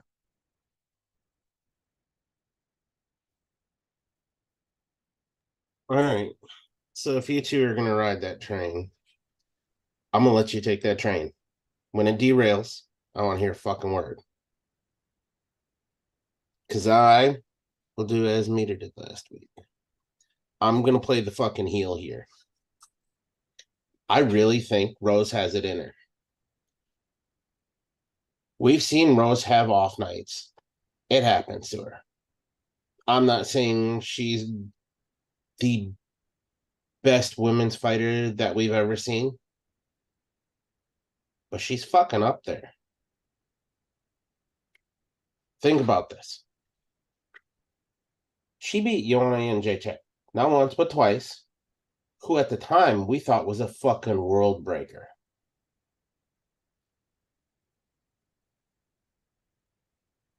She loses her title. Like I said, getting spiked on her head. Comes back, rematch, gets her rematch win. Then what does she do? She goes and takes the title from Weili Zhang. Fucking beats her once. Oh, wait a minute. No, twice. And Weili looks like a fucking world breaker right now. She had a fucking off night against Carl. That's all that is. Now that that's out of the way, she's bulked up the right way. As much as I'd say, Manon has not fought anybody in the likes of Rose Namajunas. Not anywhere near. She far outclasses all of them. To include the perennial title challenger, Caitlin Chukagian. So she beat her. She beat Jennifer Maya. She beat fucking Mayra Buena Silva. Are any of those girls fucking Joanna? Or close to Joanna? No. Are any of them anywhere near Weili Zhang? No. They might be a weight class above. Weili can come up and whip all their fucking asses too. No big deal. Just saying, there's a lot to be said about Thug Rose. Remember, roses are beautiful, but goddamn, you need to watch out for them thorns, and I think them thorns are going to come out and tear Manon Fiorot's ass the fuck up this week. Because, you know what? I think Rose is right back on that pony now that she's got that fucking bullshit out of the way, because she's had that bullshit before. And every time, she comes back and knocks the ever-living shit out of people. But You I know, was in for a long night. I hope to see it. I do. I don't like it. Actually makes me feel a little gross, like going against Rose. As Like you should. feel a little gross inside. Yeah, Not joking. as you should. After taking it all to the mouth for the sugar show, and now you're talking about going against Rose, you should Hey, feel look, man, I can't help that my picks are I good. don't feel bad for it at all. She looked like shit in that last fight. It was one of the worst fights we've She ever did. fucking seen. It was Yeah, it was you're definitely another All the one respect on in the that world sugar for what show she's train done in her too. career, Yeah. but You two playing circle jerk around Sean O'Malley and now fucking Monfiore. Jesus Christ. Which one of you is the oh yeah. pivot man? But it does. It makes me feel a little gross going against it. oh, I you're gonna don't be want real to. happy when Sean Strickland's the fucking champion in a Oh week or Jesus so. He Christ. beats Boyd. That shit ain't gonna happen. I'll say it now. Before we even get to next week's show, I will say it now. Strickland ain't got a fucking snowball's chance in hell. There's no fucking way, You're gonna dude. hate But he'll fighting. talk the whole goddamn It's like, time, I'm it's sure. like we'll have to eat crow when Rose beats Fernandez. Dude, but it would be so. Dude, you have to admit it would be one of the coolest, one of the weirdest things that's ever happened in MMA if Sean Strickland were to take the title. If that shit happens, I think they're just gonna absolve the division at that point because there's no point in having one then. Dude, it would be fucking so weird. I don't think they've ever wanted him to be the champion. I think because Sean Strickland's mouth is so loose, they don't know what he's ever going to say. And it scares the absolute shit out of They let UFC. fucking Connor become a champ. And look at the shit that comes out of his mouth. That's true. Strickland is, it would be hilarious. It would be hilarious. That's all I'm going to say. I think we took a left turn at Albuquerque. Yeah, we did. We should have went right. So, unlike my, I'll say, not as refined co host here, I'm not one who's generally inclined to shame someone for their chosen preferred glycemic index increaser. You get your sugar however you feel the need to. I won't give you any shame for that. However, in this current circumstance, I cannot help but to channel the ever so vigilant words of a gentleman by the name of Rodeo Double G. Yo ass better call somebody. If you think for a motherfucking second that Manon Furo genuinely stands an asshole hair's chance in a forest fire against Rose Namajunas, I think you need to do a little bit more research before we get to Saturday, or you're going to feel real sad about your picks. I respectfully give everyone the right to be wrong.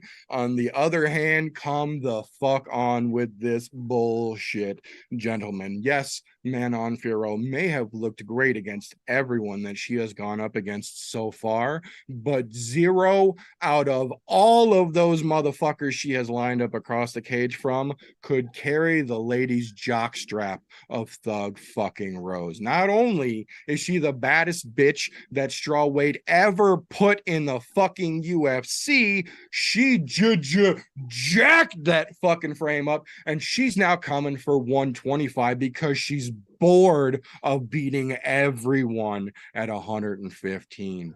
I don't think this is a matter of if Rose wins, it's only a matter of when and how Rose wins. I don't think we see a round 3. I think Rose puts Manon to sleep in round 2. Hey, look, I will say one of the things that I was thinking about during this whole thing as I'm rethinking shit was that, look, the UFC matchmakers are actually fairly decent at putting together fights. I'm going to just flat out say that. They're not bad at putting together fights. And hey, look, man, I'm just saying, like, to go against what they're doing, because the odds, maybe they're a little better than they're worse than I thought, honestly. Like, it's so against Rose. It's against her. And I'm following that a little bit because I don't, and I think Christian was right a little bit. It's very difficult coming up weight class. And I mean, that's the reason I'm going the way I'm going. It's different. there's a different hit, there's a different punch, there's a different factor to it. And when you're talking about some stand-up, battles, that makes a big fucking difference. Taking a punch from somebody that is, you're used to taking a punch from somebody 30 pounds less. I would agree with most other fighters in this particular situation, though. I think it's just a matter of when. I don't think if even comes into the equation. We'll find out Saturday. I've been wrong before. I'm more than happy to be wrong again, but I got a strong suspicion TJ and I are going to be on the giggling side once we head into that main event Saturday afternoon. Don't worry. That- I'll gladly eat crow if it doesn't happen, but I'm telling you. That's what I said. It wouldn't be the first time I've been wrong on this show. I'm sure it won't be the fucking last, and I'll own every fucking bit of it, but I don't think I'm going to have to. I love Thug. I'm a Thug Rose fan. I think Christian was right about the moving up a weight class. I think there's some. I don't know. That's where I'm sticking my money, and we'll figure it out on Saturday, or a couple of day and a half. Yes, absolutely. So with that being said, that'll bring us to the marquee of the weekend, the headliner for have I mentioned it's only the second ever UFC Paris card in France history since they legalized MMA in France, second ever. I don't Saturday think you've said that yet. 2 p.m. Central Standard Time is the kickoff time for the main card, wrapping up with the names and the faces on the poster that everyone has seen by now. Cyril Bongamin Gane versus Sergey the Polar Bear Spivac. So, gentlemen, I ask you the same question here. When it's all said and done, and Bruce Buffer's reading the name at the end of Saturday afternoon, who walks out of that cage with their hand held high, arguably claiming the next contender for that belt shot?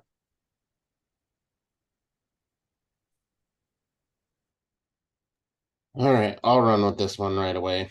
Because as much as I like the polar bear, I don't think, again, that unfortunately, he is not the snowball in a snowball's chance in hell.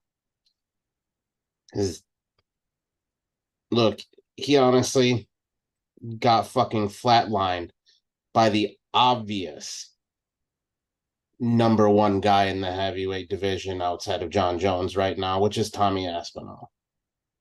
So I think Tommy Aspinall would also flatline Cyril fucking Gane. And Cyril Gane is nobody to be fucked with. But we've seen what John Jones did to him. He made him look like a fucking toddler, still potty training, getting thrown into a fucking cage with him. But Cyril Gane is still a fucking nasty motherfucker. I just don't think Sergey Spivak has it. So you've knocked out the likes of Voldemort. You fucking made a submission shortly thereafter. And then you beat out Derek Lewis, who did not have abs at the time, by the way. Which that might go the other way now that he has abs. Thus, that rock solid body might actually help him, spray tan or not. Spray tan. But no, I think Cyril Gane walks away with this one. I don't think it doesn't get out of the third round, in my opinion. I think Cyril Gane knocks him out.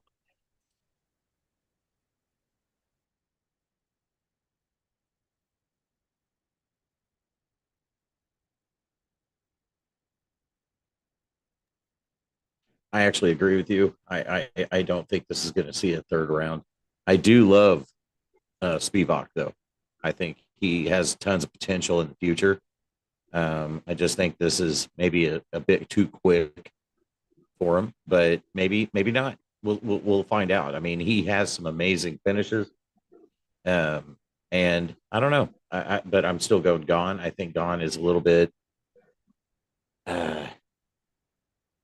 He's just so much more limber on his feet. He's got so many moves that he can pull out of nowhere. So I'm with you on that. I think I'm going Gane, and I don't think it sees the third round.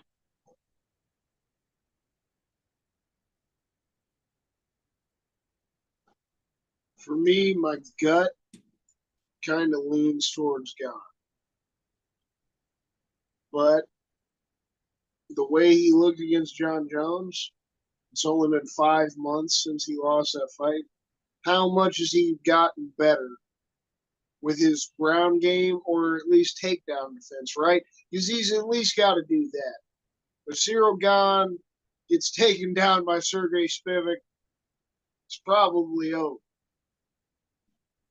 If he can withhold being taken down and keep it standing, Cyril Gane's going to end this fight in round 2, maybe the first round. He's got power for sure. He's got a lot of knockouts already in his career. I mean, he's shown he's accurate as hell. He's very nimble and athletic for a heavyweight. He's extremely fast. But I don't think that's going to really catch a guy whose literal game plan is to try to take you down. Like, that's just how Sergey Spivak fights. He is that kind of guy. He's going to try to get you down, submit you your ground, and pound you. He's literally got 14 finishes, and it's split dead even. He's got 7 subs. He got 7 knockout TKO. Like, it's one or the other. I'm either going to beat your face in or I'm going to try to choke you out. Cyril Gane's going to be in trouble if he goes to the ground. Like I said, 5 months. Even if he was in the gym multiple times every single day for 5 straight months trying to just work on the BJJ and the wrestling, it's going to be a little bit tough. Gut still leans Gane because we're in the heavyweight division.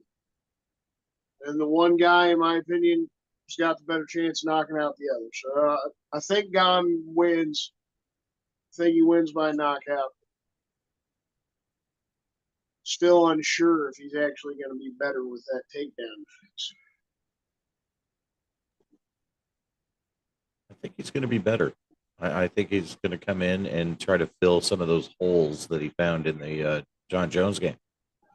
So, I mean, that's just what happens when you lose. When you lose, the whole point is to fill in those gaps. And so I think he's going to try to fill in some gaps, and I think he's going to come in better and stronger, faster. I think he's going to be on point. He's going to be looking for that takedown. He's going to have a better takedown defense. There's no way he's not been working with some type of BJJ coach or wrestling coaches. You know what I mean? So I that's my The thinking. only thing I I want agree to with add, because of what you just touched on there, Amy, what's that? did lose the same kind of way in really horrible fashion to Francis Ngannou about a year before. So he after he loses his first title opportunity to Ngannou due to the wrestling, getting taken down, getting dominated on the ground, he has over a year of time spanning in between, gets to John Jones, and it's even worse. Now, we all know John is who he is. Yeah, I was about to There's say, like, probably that's more taking credit on a to different John than animal, anything. though. Not going to take that away. But like I said, 5 more months. Yeah, that's just. I think Gane comes out on top. We'll see. We'll see how much he's learned. I mean, honestly, I'm kind of curious at this point. He's definitely not fighting John Jones this week. That's all I'm No. saying. So Yeah. yeah, we can look at his John Jones performance. That's John fucking Jones. As much as I hate the guy outside of the UFC because he's a fucking scumbag outside of the UFC, True. as far as a fighter, he's an absolute fucking god. Dude, he's like he's one of he'll go down as the best in the fucking business. As far as a fighter, As far as a fighter, probably not. yeah. As his life goes, it was a big fucking mess. But yeah, that's a hard sell for me to say. Yeah, he looked like shit because he fought John Jones. He looked like shit because he fought John Jones. Yeah, That's anyone that how fights that John fucking Jones is going to works. look like shit.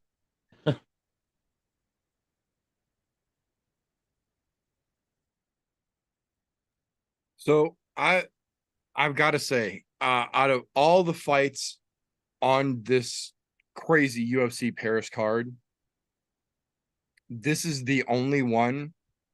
No matter how many times I go back and watch footage of either guy, no matter how many times I look at the resume, the fucking record, the last couple fights, no matter how many times I look at the stats, I look at the matchup on paper side by side, I cannot see a clear tipping point.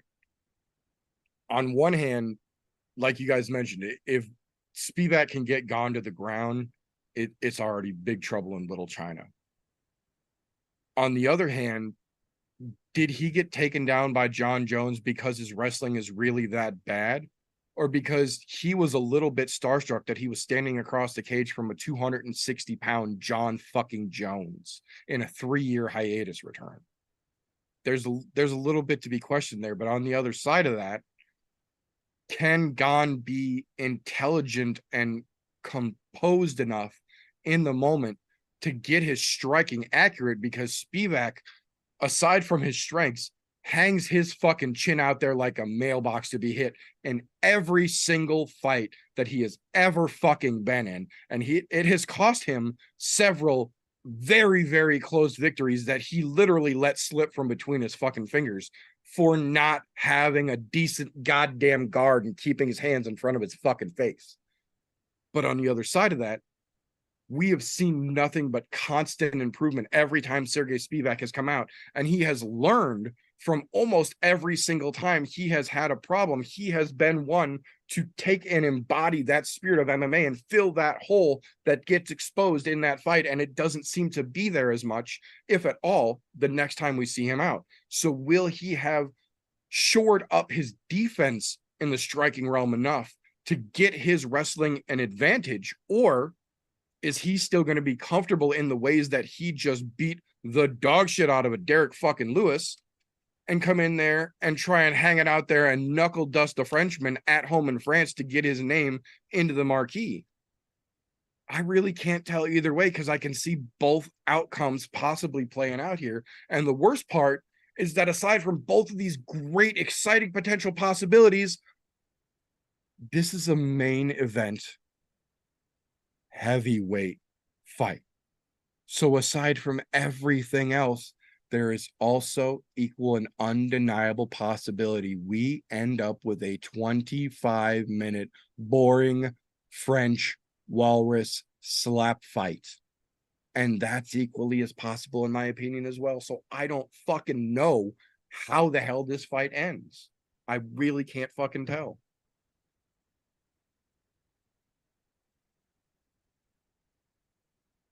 I would love to say I'm 100% confident. I'm fucking not. And I'm going to be honest here. I can't fucking tell. I'm very excited to see how it plays out, and I will absolutely be glued to my fucking television screen in one way or another, but I just can't see enough one way or another to really sway my fucking decision hard on this one. And it's the only fight on the card that I find that way. I got pretty fucking stout opinions on the rest of them. This one stumps me fucking stupid though. I just don't know.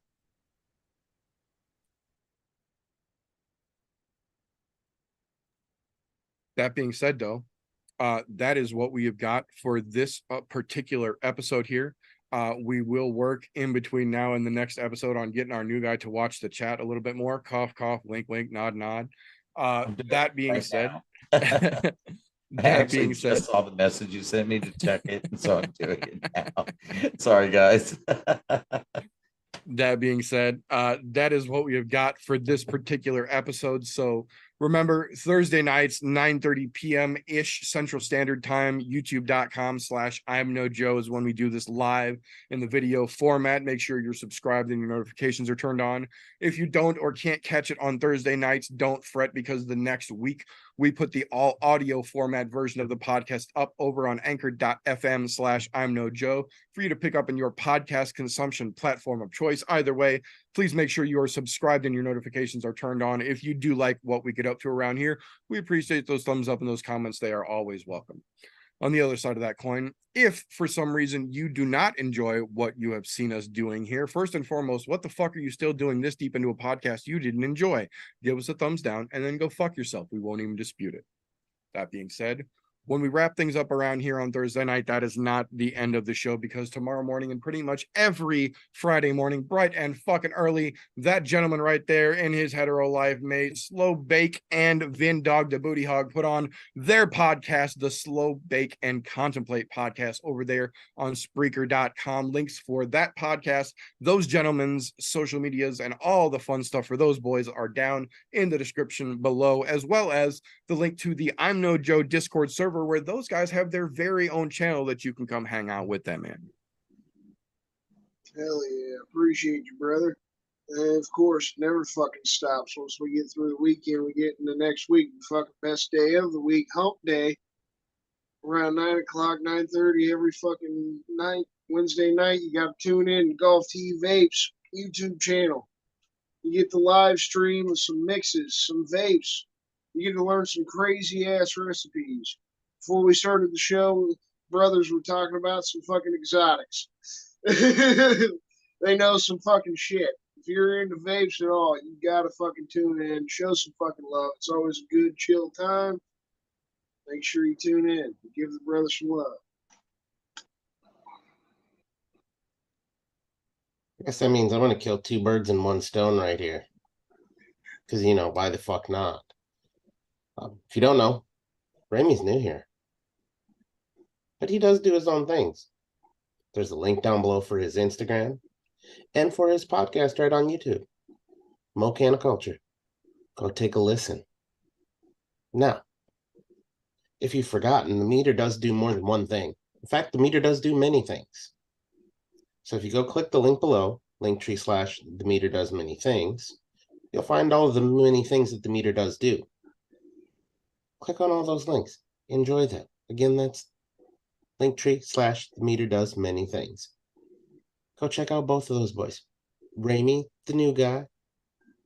I would call him the cub of the group, but he's obviously got more gray than I got in my beard, which that tells me he's an old fuck that still hangs around with a bunch of young guys. So you do you, boo-boo. Go check them out. Go click those links below. Appreciate it, man. Thank you very much, sir. I do have to say there was a hint of .com in there. I heard it. It was trying to tease its way out, but he did make it through with the Linktree/the meter does. I have no idea what the fuck you're talking about. I fucking heard you. I fucking heard you. It was there. You didn't hear shit.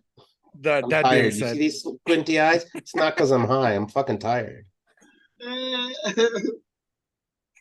That being said, though, as everyone mentioned here, the links to everyone's social medias and all of the other things that all of us get up to are all directly down below, including the Discord and all of the other fun shit we get up to. So feel free to check out any and all of those links at your discretion. But that being said, that is all we've got for this particular episode. So thank you to each and every one of you, whether you're tuning into this live or catch it on the replay. We appreciate you just the same. That's all we've got for tonight's episode. So remember, boys and girls, until next time, don't let ignorance stop you. You can root for anything. Unless it's the Seahawks. Fuck the Seahawks. True.